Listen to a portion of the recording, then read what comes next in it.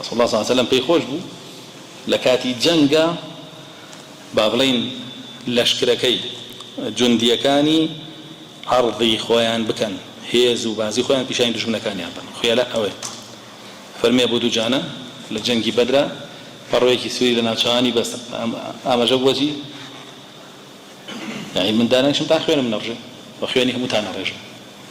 وا فەرمێ بە ئەسپەکەیەوە بە بەردەم لەشکرەکەی قوڕەیش هاتووە ڕۆژ بە پووەزەوە طبعا دوو ئەسپ سواریشیان پێ بوو لە جەنگی بەدر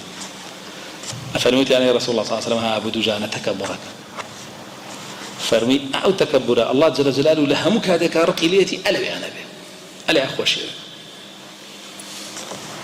ئێستا سنگ دەرەپەڕێنێ بەرامبەر مسڵمانان بەڵام کە کافری ئەوەی لێت بڕۆ لەو فەیسبووکە یەک ئەژدیهای گەورەیە بەرامبەر من بە 400 شێوە تەکفیر مەکا و جنێوم پێیا و بە ماڵ و مناڵ و دار بەرماتۆتە خوارەوە دوایش کایگرن وەڵی ئێمە غەڵەت بووین ئاوە بەخوا هەڵخەڵەتین ئەوە شێرە مجاهیدەکان عکسی سەحابە لە بەرامبەر کافرەکە ئاوایەگر لە بەرامبەر مسڵمانەکە عکس بوو ئەم لە بەرامبەر مسڵمانەکە ئاواگا و لە بەرامبەر کافرەکەش وەڵی ئێمە غەڵەت بووین بەخوا داوای لە بردنتان لێکەین بەس بەرمان مەرن و حوکممان لێن چێڵێن بۆتانەکەین جاسوسیشتان بۆکەین دوایش بەریانێن و زۆربیان بنەوە بە جاسوس ئەوە شێرە مجاهیدەکانی ئەوانە